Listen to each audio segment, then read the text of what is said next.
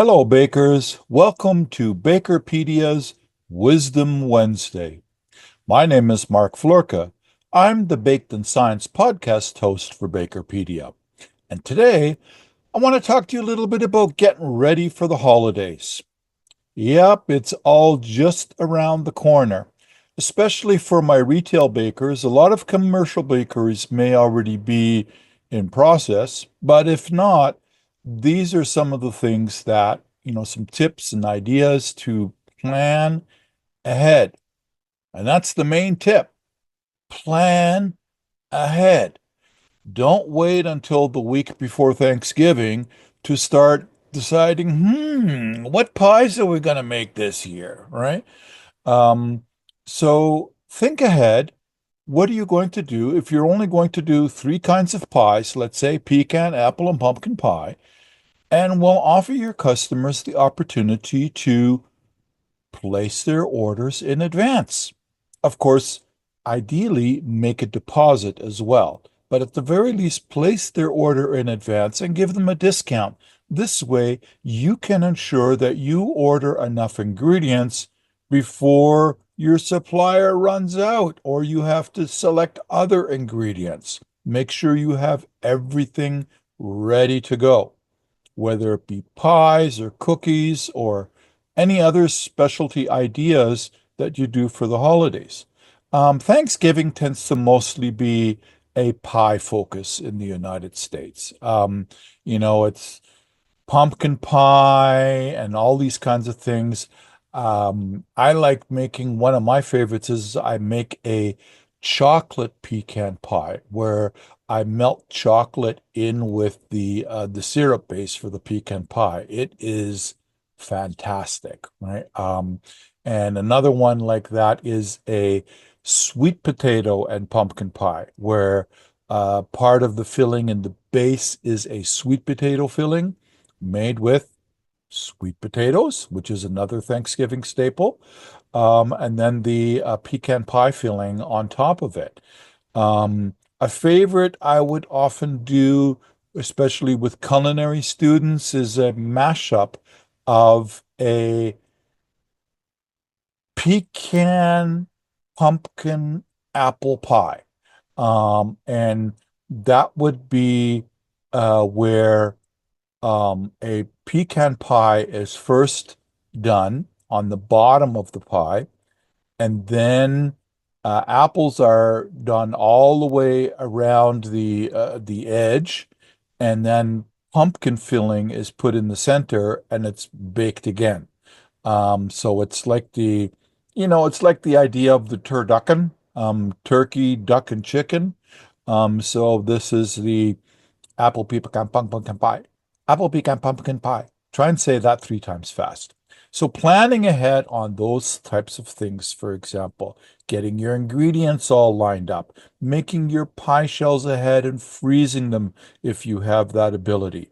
Um, Plan as much ahead as you can, and use a system also to cut off what are your limits going to be, whether it's mass production limits or retail production limits. We all have to be realistic. I remember it can be complicated like SAP or things like that, or it can be quite as simple where I remember one chef that I worked with is that they would use a day planner. It was about an 8.5 by 11 letter size day planner, one page for each day. And since they were opened the day before Thanksgiving, for example, and closed on Thanksgiving, but they would close early the day before Thanksgiving, let's say at 2 o'clock, right? So then all the orders that they took that filled up the entire day lines on the book for the day before Thanksgiving and the day of Thanksgiving, that was it. When those two pages were full, no more orders, right? That's all they would take. Um, and that worked really well. And that kept us busy enough, I tell you. That was pretty crazy, right? Then right after Thanksgiving, we already need to be in process of planning for Christmas, right? Look at the things especially that have a shelf life to them, things that have shelf stability. So, for example, your gingerbread houses and a variety of other cookies and things like that. Plan to make those ahead. Now, there are some traditional cookies, like there's a German cookie that I like to make at Christmas time that people often know as Pfeffernusse or Lebkuchen. And this is made from syrup doughs that have a very long and slow fermentation and aging process, where the doughs are, these are honey or corn syrups that are mixed with mostly rye flours, and they are made about 2 months in advance. And they are basically stored at room temperature to allow the enzymes in the rye flour to break things down. And it makes for a cookie that is not super sweet, but still has a lot of shelf life to it, a lot of shelf stability. And it has a nice texture to it, a very unusual texture, right? So that is a very specialty. So you have to start planning. Well, right about now, I guess, and I'm doing this in October. Um, but I've already started my syrup doughs. They're already aging. I'm getting ready for Christmas.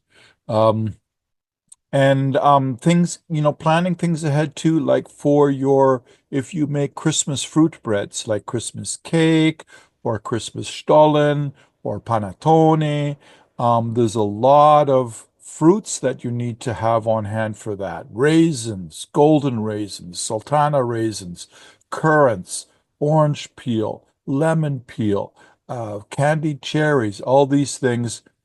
Don't wait until your supplier is sold out, right? Get yours now. Um, some suppliers, I am aware, do Christmas sales in August, where if you place your orders in July or August for all of these items, things like raisins, fruits, and chocolates, and also on, they provide a little bit of a discount or at least freeze the price so that if the price changes, you will get the better of the two. You will either get the lower price if it changes lower, and if it goes higher, you don't pay extra. You pay the price when you booked it. Um, so that is another one of those things that look and talk with your suppliers. That's why I'm always saying, talk to your suppliers. They're your friends. They want you to succeed in business because the more success you have, the more you will buy from them. That gives them more success too. Um, plan ahead for these things. Start things early. I've worked in hotels where Christmas pudding was really popular. And we would use old wine barrels to prepare the Christmas pudding. Now, these are big, um, 50-liter barrels. So they're about a little over 10 gallons, right? And we would prepare about 30 of these with all of the Christmas pudding ingredients and the beer and the rye and the rum and the stout and everything that goes in that, so that it was all aged for at least a month before all of the Christmas parties started that had Christmas pudding on the menu.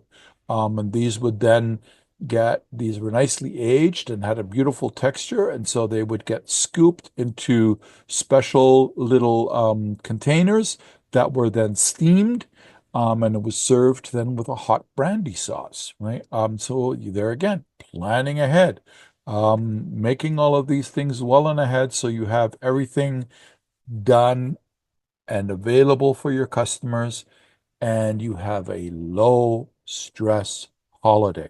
So as we all get ready for the holidays, remember to plan ahead, order your ingredients now, ask your customers to order ahead too, whether it's your retail customers who walk in, online customers, or your food service customers who order that you deliver to their restaurants or banquet centers or things like that. Work with everybody. Now's the time to start celebrating early So you have time afterwards to kick back and put your feet up and catch your breath without feeling completely wasted and exhausted. Also, go to www.bakerpedia.com, click on Baker Community, and select Baker View and sign up for our Seasonal Treats webinar tomorrow, October 24th. Sign up even if you can't make it, then you'll have quick access to the recording once it is posted. And while you're there, click on Pocket Guides and download our Seasonal Treat Pocket Guide for more information on seasonal treats, as well as some great recipes. So, happy holidays. This is your Wisdom Wednesday. My name's Mark Floerke. I'm the Baked in Science podcast host for BAKERpedia, and this has been your Wisdom Wednesday.